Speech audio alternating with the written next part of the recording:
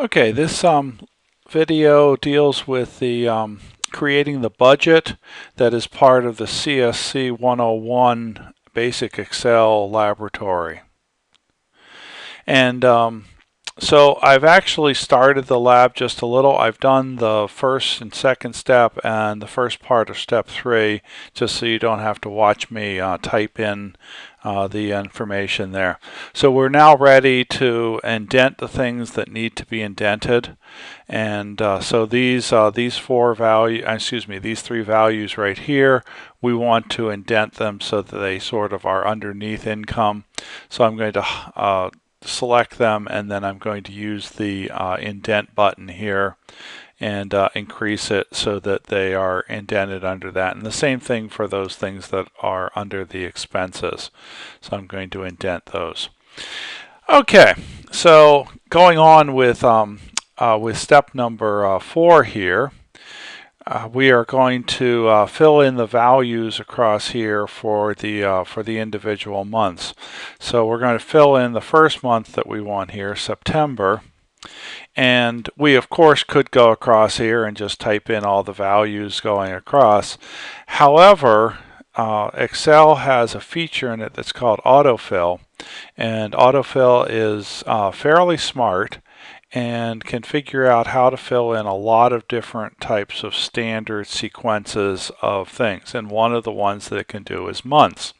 So if I click on the little square that is at the bottom of this the bottom right of this heavy box, one of the things you'll notice is that my cursor turns into a plus, a small plus. And if I drag across there, I begin to get labels saying what is it going to fill in there. And I'm going to keep going across here until I get to August. So I want to fill in from September there up through August, and you'll notice when I let go, it fills in all those values for me. Like I said, this is a very powerful feature. If you put in days, it will fill in days. If you put in 2 days that are separated by like a week, you can fill in each week. If you put in first quarter and drag across, it will be second quarter, third quarter, fourth quarter, and then it'll start back on first quarter again. So an awful lot of sequences Excel will automatically fill in for you. In this last column out here, we're going to put total.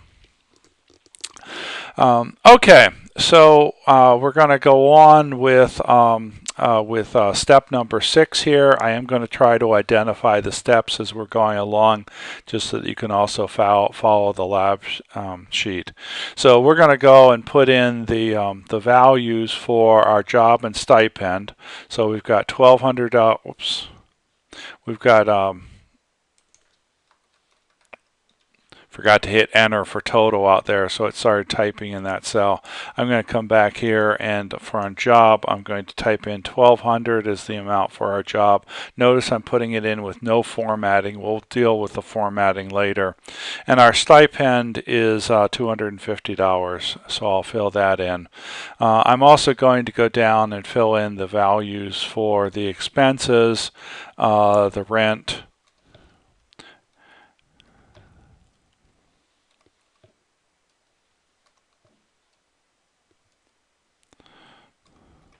Okay, so I filled in all of those values, and we are now ready to fill in the rest of the table here. And so first of all, let's see how we could figure out our other values that need to be in this particular column. So moving on with step 7 here, the first thing we want to do is we want to do a sum to put in the total income. So of course I could say equal sum, and then select the 2 values that are above it that I want to sum up, and hit enter, and of course I get the sum there. However, as I was saying, sums are so critical to Excel that there's actually a button up here that allows us to do those automatically. So what I'm going to do is highlight these values that I want to sum up, and you'll notice that I've included the in this particular thing, the selection includes the place I want to put it. I also can not include it, and in either case Excel is smart enough to figure out if the last one's blank, that's where it should put the sum. If the last one's not blank, it should go immediately below it. So I'm going to leave it this way. I'm going to hit the sum button, and notice that it puts in exactly the same formula that we would have written in, but it does it completely automatically. We'll actually see additional ways that we can use the sum button in just a minute. Okay, so what we could do here is we could now go and we could just type in those values all the way across here, or we could use cut and paste to fill these in. But the best thing to do, as is outlined in step number 9 on the lab sheet, is to actually put a reference in to the cell that's immediately to the right. The advantage of this is that then these values, each one depends on the one to the right, to the left, and if we change one of them, then it will automatically change for the rest, and we'll see that in a couple minutes here. So let's go ahead and say, okay, we want this value to be the one that is to its left here. And so notice that we now have 1200 here, and we get that same value in this cell here. We could, of course, type the same thing here, or I could say Control C to copy it, and Control V to paste it here. And so I took this formula, equals B6, I copied it down here, but notice what happened to the formula when I did it. It didn't put the equal B6, which is what it literally copied from here. What it says is, oh, I see that what you really want to do is copy the cell that's to your left.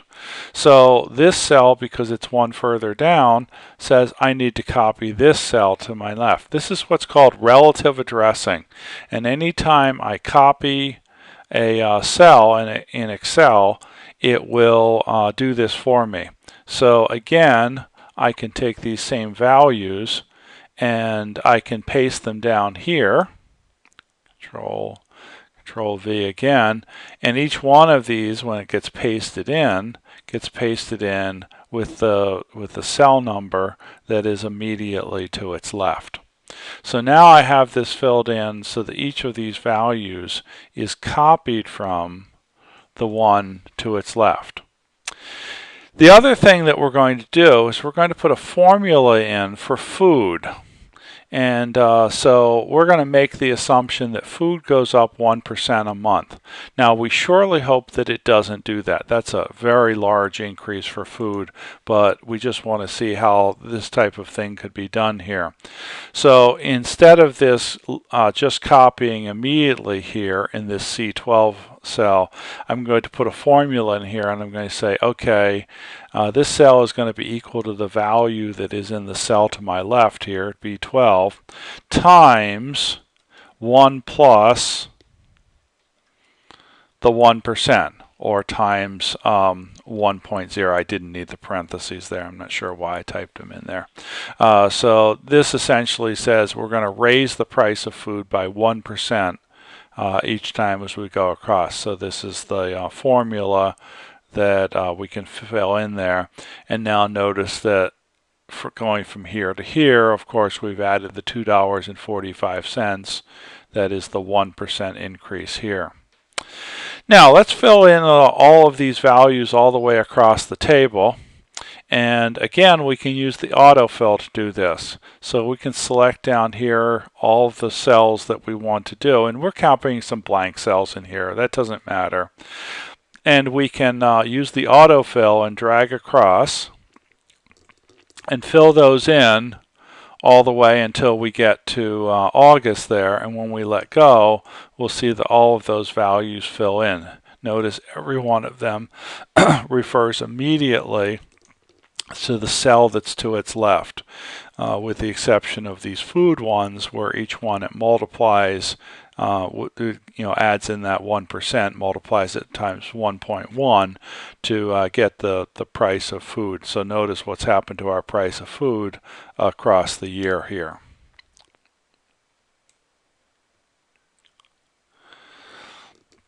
Okay, if you're following along on the lab sheet, We just completed step number 11, so we're ready to start with 12. And basically what this is, and now we're going to see the real power of having these formulas that each one copy the one to its left.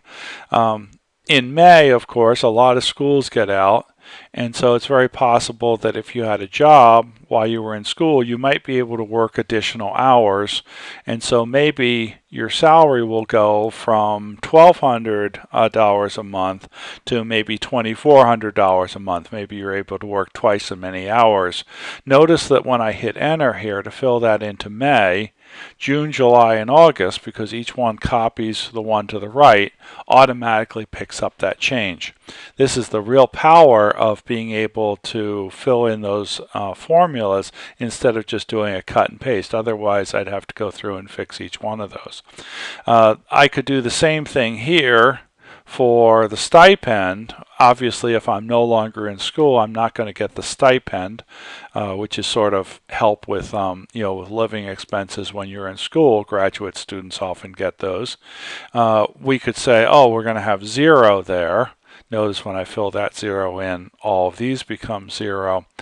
The other thing I could do, and this makes it easier to read, is remember a blank is the same as 0. So if I select these cells and just delete the values from it, that's exactly the same thing as if we had just put zeros in there, because Excel considers a blank cell to mathematically be a 0.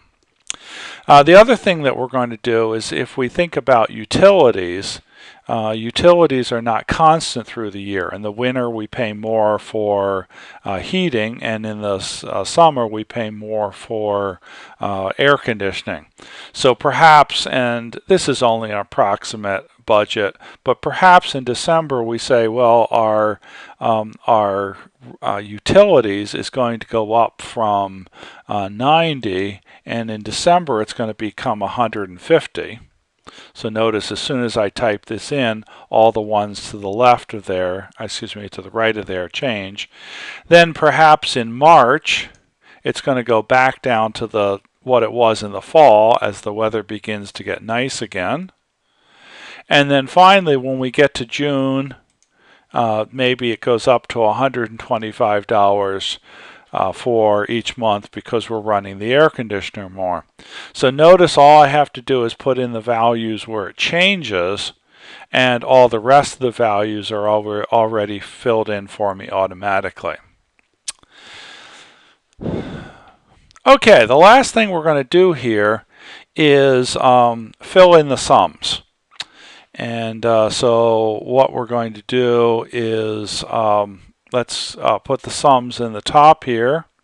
And in this particular case, it is important for me to grab the column in my selection here, the total that's going to be in this direction along with the total that's going to be in this direction, because I want Excel to fill in sums both ways. So these should be summed down the column, and this column over here should be the sums across the rows. So if I include both of those two and hit the auto sum button up here, notice that it puts all the sums across the bottom here, and then it also fills in all of these sums across the rows. We can do the same thing for the bottom here.